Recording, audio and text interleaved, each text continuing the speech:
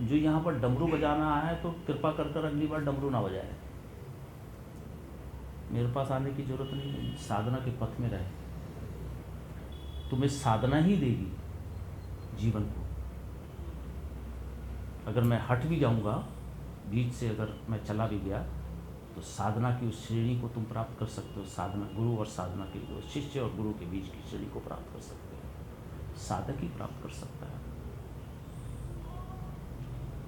तो बार बार इधर से उधर इतनी दूर से आने की भी जरूरत ना पड़े, अगर तुम्हें शिष्य और गुरु का धर्म पता है।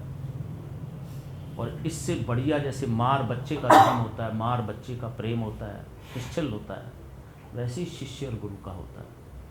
गुरु भी शिष्य के प्रति बिल्कुल शिष्य रहता है। गुरु जैसे माँ बच्चे को समझती है कि मेरा बच्चा है, तो गुरु भी कहता है। उसके अलावा गुरु के पास एक ही धरोहर होती है, शिष्य, और शिष्य के पास भी एक ही धरोहर होती है, गुरु। इन दोनों का मिलना बड़ा जरूरी है। जैसे माँ बच्चे को छाती में लगा देती, मेरा लल्ला, कोई पड़ोस बच्चे को उठाकर दे दे, 6 बार चेक करेगी कि इसकी नज़र कैसी है। ऐसे गुरु की भी नज़र रहती है कि मेरे शिष्य को कोई आंख उठा कर भी दे ले, काट कर फेंक दो उसको। तो शिष्य गुरु के धर्म के बारे में गुरु जी ने एक बताया था, प्राण ही जीवन का आधार है।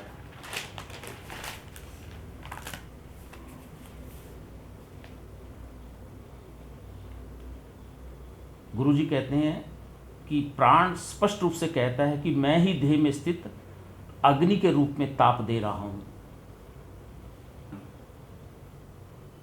प्राण ही सूर्य रूप में प्रकाश दे रहा है। प्राण ही बादल रूप में वर्षा दे रहा है। आकाश को प्राण ही उठाता है साधनाओं के माध्यम से। प्राण ही वायु रूप में जीवन दे रहा है। प्राण ही पृथ्वी रूप में आश्रय दे रहा है। प्राण ही रही रूप में भोग्य जगत को उत्पन्न कर रहा है। संसार में जो मरण धर्मा सत असत्य है और जो अमरण धर्मा अमृत है, सब प्राण है।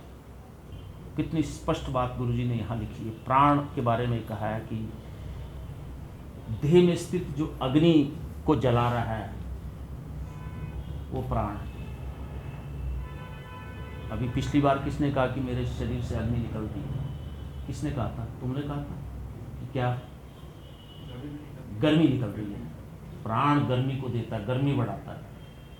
अभी भी निकल रही है। प्राण गर्मी को देता है, जैसे मेरे शरीर में गर्मी है, तेज है, खा जाऊंगी। मेरे शरीर में प्राण है, ये नस चल रही है, गर्म है तो डॉक्टर कहेगा हाँ भाई ये जीवित अवस्था में व्यक्ति है। ठंडा हो गया तो कहे चलो इसको ले जाओ, सत्य सत्य। प्राण अग्नि देता है।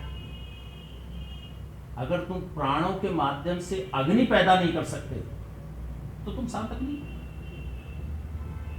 प्राणों के माध्यम से अग्नि पैदा होनी चाहिए। शरीर के अंदर अग्नि बार बार जठर अग्नि जलती रहनी चाहिए, खट खट खट खट, वो जलती रहनी चाहिए।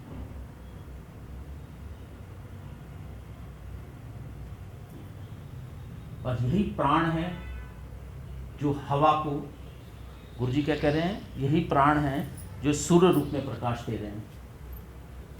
गुरुजी कह रहे हैं, गुरुदेव डॉक्टर नारायण श्री माली जी, परमहंस स्वामी निखिलेश्वरानंद जी महाराज, यही प्राण सूर्य को, सूर्य प्रकाश दे रहे हैं, सूर्य रूप में प्रकाश दे रहे हैं। यही प्राण, जब ये प्राण जागृत हो जाते हैं, जब जागरण हो जाता है, तब शरीर दीप्तिमान हो जाता है, प्रकाश फैल जाता है अंदर। जब प्रकाश फैल जाता है तो विद्या का ज्ञान प्राप्त हो जाता है। जब ज्ञान प्राप्त हो जाता है तो वो पथ देता है।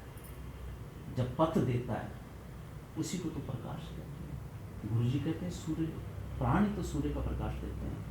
प्राणों के माध्यम से हम उस सूर्य की कल्पना कर सकते हैं। प्राणों के माध्यम से हम जीवन में यश प्राप्त कर सकते हैं।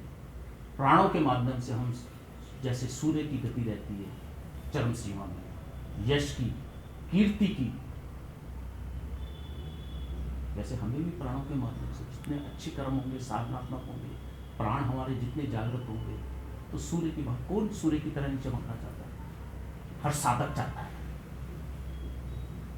हर साधक चाहता है गुरुदेव का, हर साधक।